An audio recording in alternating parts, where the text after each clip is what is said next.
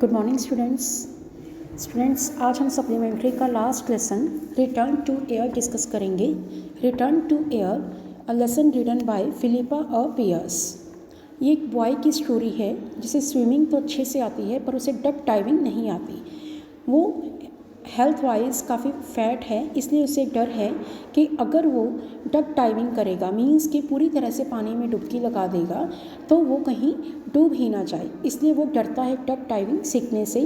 किस तरह से उसने डक डाइविंग सीखी ये इस लेसन में हम रीड करेंगे। Now I am going to explain the meaning of the lesson. The boy could swim well but he had never tried duck diving.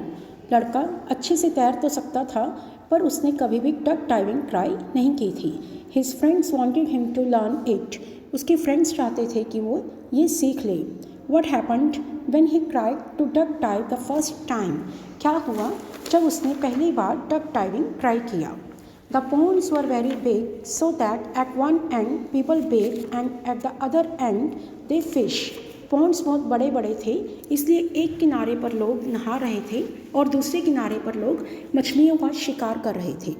Old man were with bald heads sit on the folding stools and fish with rods and lines. Old man जिनके गंजे सिर थे means के बिना बालों के सिर था, वो फोल्डिंग स्टूल्स पर बैठे थे और उनके हाथों में फिशिंग रोड्स जिस पे डोरी बांधी हुई थी मीन्स कि जो फिशिंग रोड जिस पे एक स्टिक के साथ डोरी बांधी हुई होती है उनके हाथ में वो फिशिंग रोड्स थी। And the little kids squeeze through the railing and wade up into the water to fish with nets. जो लिटिल किड्स थे वो स्क्वीज़ होता है दबाना, पर यहाँ पर मीनिंग आएगा कि रेलिंग जो लोहे की छड़ी होती है उसकी तंग जगह में से वो निकलने की कोशिश कर रहे थे। Wade up into water to fish with nets, और बड़ी मुश्किल से वो नेट्स के साथ फिश को पानी में पकड़ने की कोशिश कर रहे थे। But the water is much deeper at our end of the pond. पर हमारी तरफ पॉन्ड में पानी जो था बहुत गहरा था and that's where we bathe, और इसलिए हम वहाँ पर नहाते थे। You are not allowed to bathe unless you can swim.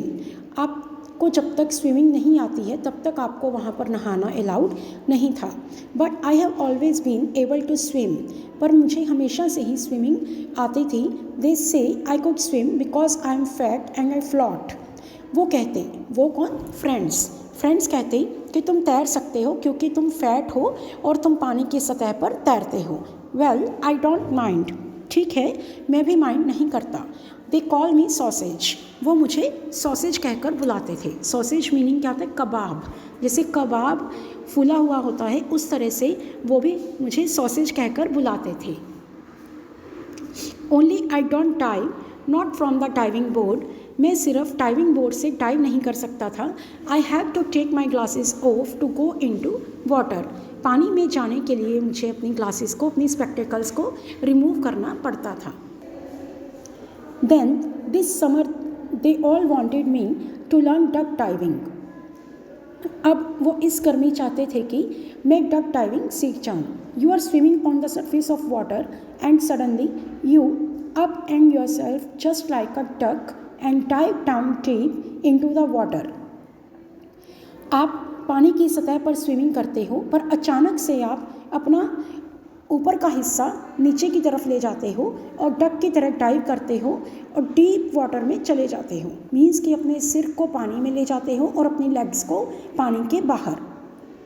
And perhaps you swim about a big under water, और शायद फिर आप पानी के नीचे डुबकी लगा देते हो। And then come up again, फिर से ऊपर वापस आते हो। I know ducks can do this soon after they are born, मैं जानता हूँ कि जो डक्स हैं वो जन्म के तुरंत बाद ही डाइविंग सीख जाती हैं। इट्स डिफरेंट फॉर देम, उनके लिए ये अलग बात है। So I was learning to duck dive to swim to the bottom of the pond and pick up a brick they have thrown in. इसलिए मैं अब डक डाइविंग सीख रहा था कि पानी की बॉटम तक तैरना। And pick up a brick they have thrown in, और जो ब्रिक उन्होंने पानी में गिराई थी उसे उठाकर लेकर आना मैं सीख रहा था। तो ये क्या चीज़ है, ये एक बेटा मेथड है कि डक डाइविंग सिखाने के लिए पानी में एक ब्रिक फेंकी जाती है ताकि वो ब्रिक हैवी होने की वजह से पानी के सरफेस तक चली जाती है और उसको उठाकर लाना होता है। तो इससे डक डाइविंग सीखने का ये एक मेथड है। And bring it up again, और इसे दोबारा बाहर वापस लाना होता है। You practise this in case you have to rescue anyone from drowning gone down to the bottom. इस चीज़ की प्रैक्टिस आपको करनी पड़ती है उस केस के लिए ये ज़रूरी है जब आपको किसी ड्रॉनिंग मीन्स डूबते हुए, रेस्क्यू मीन्स बचाव, डूबते हुए आदमी को बचाना होता है जो कि बॉटम तक पहुंच चुका होता है। Of course they are bigger and heavier than a brick. बेशक वो डूबते हुए आदमी बड़े होते हैं और ब्रिक से हैवी होते हैं। I suppose you have to work on bricks and then gradually work up to the people. मेरा मानना यह है कि पहले आपको ब्रिक्स पर काम करवाया जाता है और उसके बाद धीरे धीरे, ग्रेजुअली मीन्स धीरे धीरे आपको लोगों पर काम करना होता है, मीन्स कि लोगों पर प्रैक्टिस करनी होती है। The swimming instructor said, sausage I am going to throw the brick.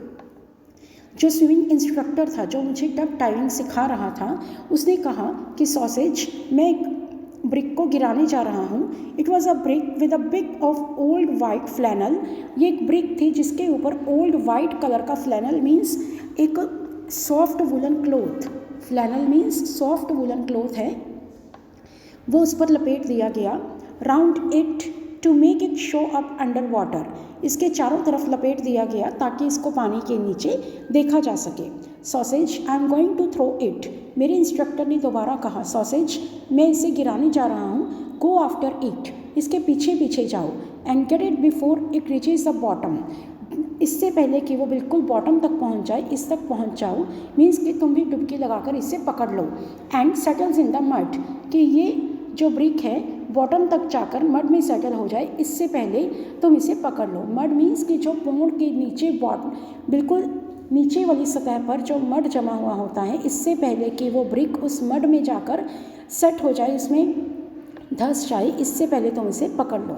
And you will never get it, और अगर ये मड में धंस गई तो तुम्हें ये कभी भी नहीं मिल पाएगी।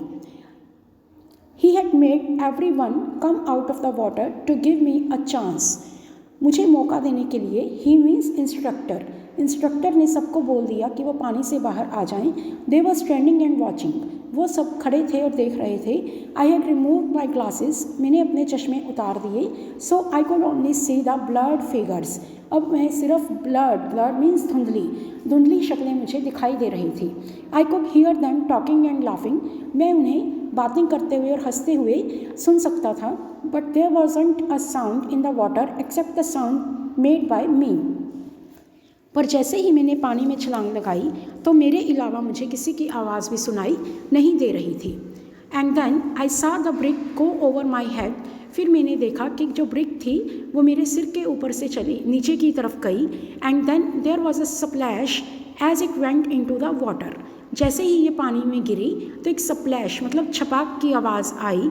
आई thought I can't do it, मैंने सोचा कि ये मुझसे नहीं होगा, मीन्स कि मैं ब्रिक को नहीं पकड़ पाऊँगा।